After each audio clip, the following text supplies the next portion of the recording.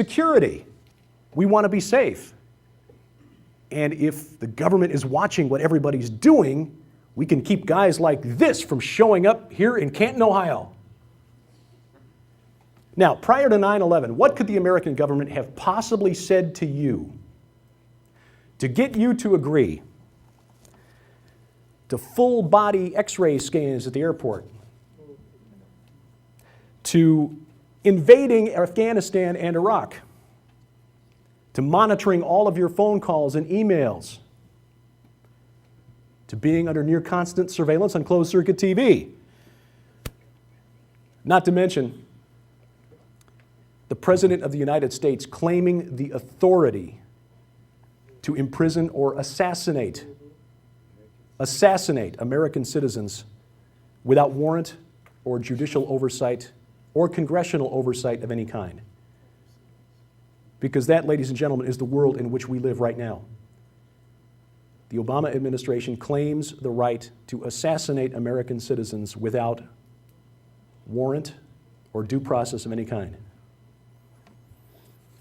The father of that Yemeni sheikh, who is reportedly responsible for the Fort Hood massacre, has filed a lawsuit against the government, trying to file an injunction against the government to get him off of the assassination list.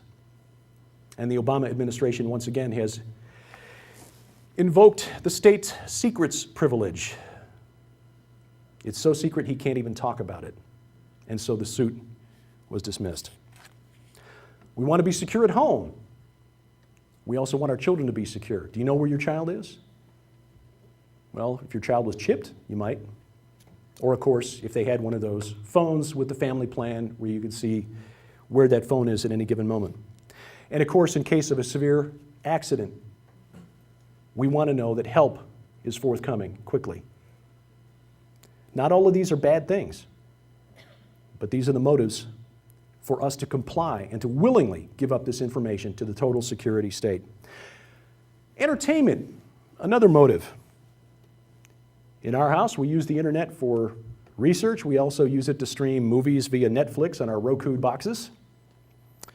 There are other devices, other entertainment services out there like Boxy and Hulu and Fancast and Juiced.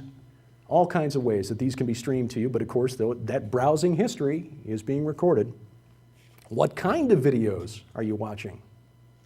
Oh, watch some videos from YouTube from that conference in Nashville. Web content that we find entertaining, forums, or is it fora? Fora, yeah. News, information, and of course games like Farmville. All that browsing history going someplace, and again, if the government has its way, recorded and saved by all ISPs for up to 2 years. Sadly, another motive, and one that we have to be on guard about, is that the use of these electronic devices can be a substitute for community. I think the fact that we're here today indicates that we've got a desire for community, to get together with others and fellowship. But it can serve as a substitute. Now, there is an impact on family and community. How many of us with teens have not seen a picture like this? I'd bet dollars to donuts, and by the way, that's Miley Cyrus on the right there, but I'd bet dollars to donuts she's texting her friend, and vice versa. University up in Canada did a study on Facebook and how it can affect relationships and found that it causes increased jealousy. It actually harmed relationships. Now, the survey sample was college students, maybe a little younger and less secure, but you can see the point.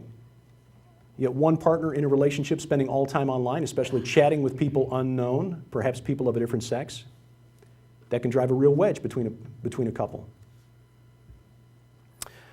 Noel Shepard, who's associate editor of a website called newsbusters.org, wrote a column in which he related an incident where he and his wife hosted a party for his daughter's soccer team, and the parents were all gathered out in the kitchen and just laughing and joking and telling stories and whatnot. And they looked in on the girls to see how they were doing. A bunch of 13-year-old girls.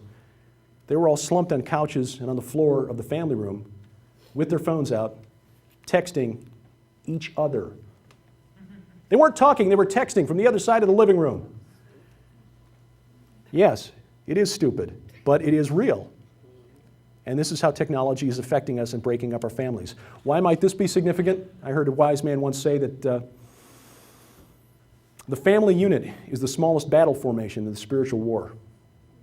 And that's why the enemy spends so much effort trying to break it up. This is just one more way. And another way, by the way, is that the internet, as I'm sure you know, while it's a wonderful tool for research, for study, for connecting the way we have today, also pipes the very worst of humanity into our homes, unfiltered. Raw sewage, pornography, child molesters.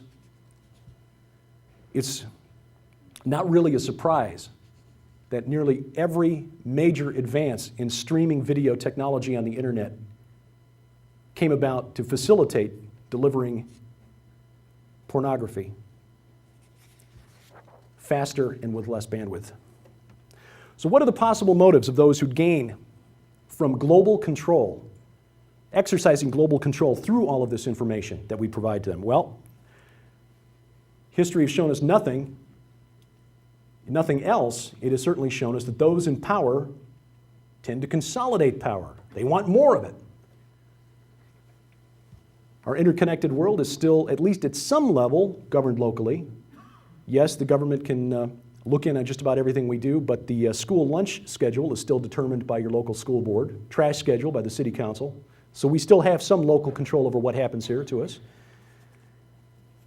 But again, just looking at history, I don't think it's a stretch to say that they would like to encourage, like to gain control even over those aspects of our lives. From a business standpoint, global markets means larger profits. National boundaries and nationalism pose obstacles to profit. In fact, the Security and Prosperity Partnership we talked about quite a lot on PID Radio, the North American Union, one of the goals, one of the reasons that this was proposed was to facilitate more efficient movement of labor resources across the southern border. But of course, national boundaries pose an obstacle.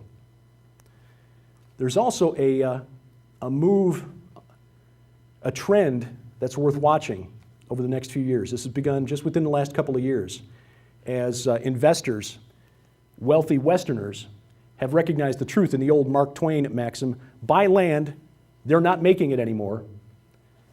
There is a land rush taking place in the third world. Farmland.